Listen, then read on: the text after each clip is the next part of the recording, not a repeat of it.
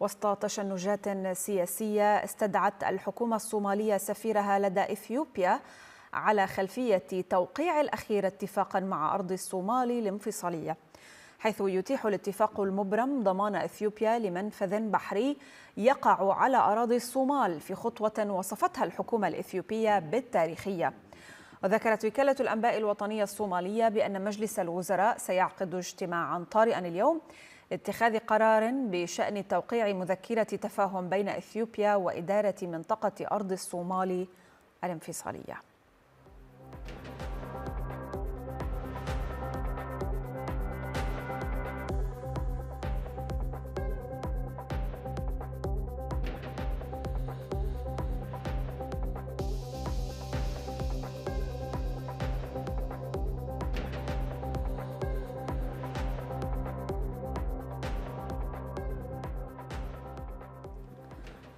من مقديشو ينضم إلينا ياسين سعيد الباحث السياسي. سيد ياسين، مرحبا بك معنا. إذن لم تستدعي الحكومة الصومالية سفيرها في إثيوبيا فقط، وإنما صرح رئيس الوزراء الصومالي بأن الصومال سيدافع عن أراضيه بشتى السبل. كيف يمكن وصف العلاقات اليوم، وإلى أي حد الخلاف كبير؟ مرحبا بك أختي الكريم وشكرا على الاستضافة. الصومال، العلاقة بين إثيوبيا والصومال هي أصلا علاقة ممتدة منذ زمن طويل، والتاريخ المكتوب الذي يصل إلى حد تقريبا 800 عام هو متسم بالصراع والنزاعات والحروب، كما ذكر اليوم أيضا الرئيس الصومالي. وخلال الدولة الصومالية الثالثة الموجودة حاليا منذ 2009 وخليني أقول لحد 2002، الصومال كانت نخبة سياسية معددة، كانت تريد أن تصلح هذه العلاقة وأن يعم السلام في المنطقة، خاصة بين بعد أن فقدت الصومال دولتها 1991.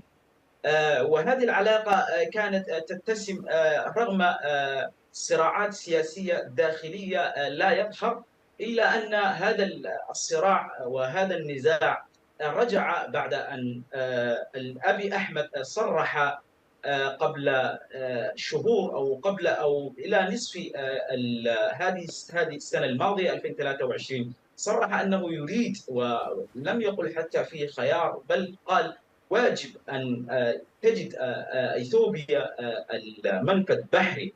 وهذه بعد هذه المدة الطويلة الذي كان يصرح هذه الكلام، وجد فرصة بإقليم أرض الصومال أو ما يسمى صومالي لاند.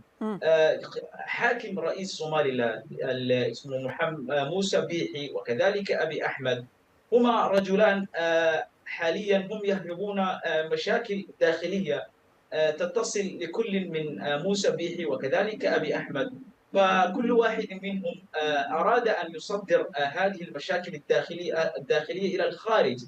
وبعد أن بدأت الصومال تفاوض مع موسى بيحي وكذلك مع الولاية الصومالي لاندي في جيبوتي الأسبوع الماضي، جاء هذا المذكرة الاتفاقية بصورة سبب صدمة لكل الصوماليين.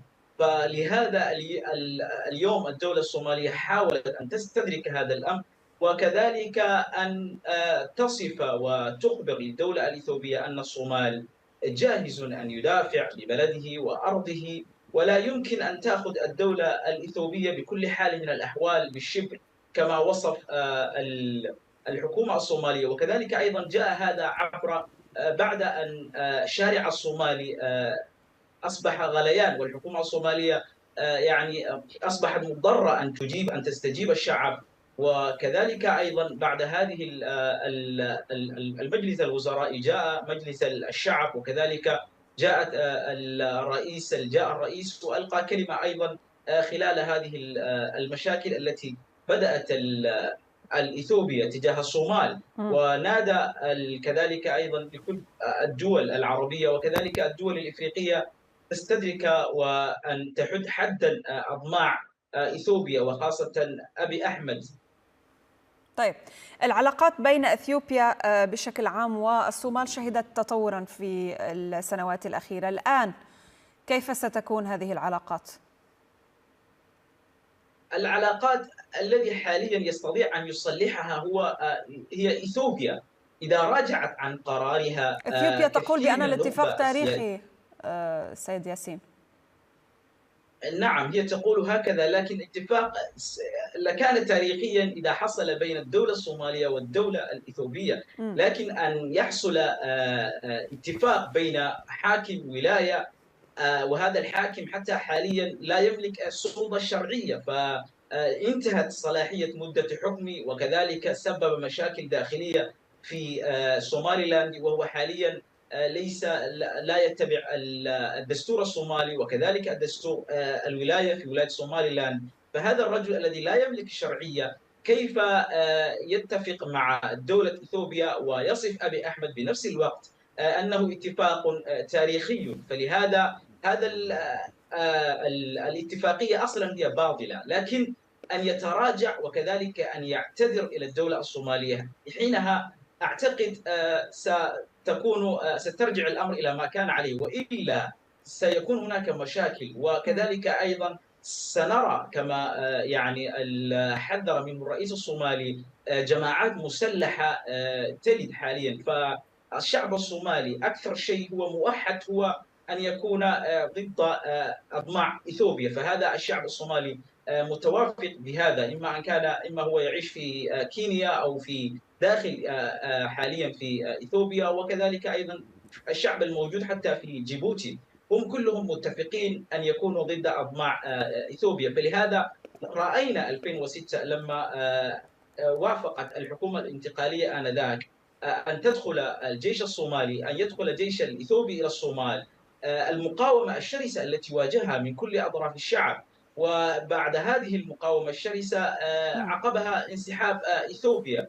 فلهذا حاليا غدا هناك مظاهرات كبيرة نادها عمدة مقديشو أن تكون مظاهرة ضد هذه القرار.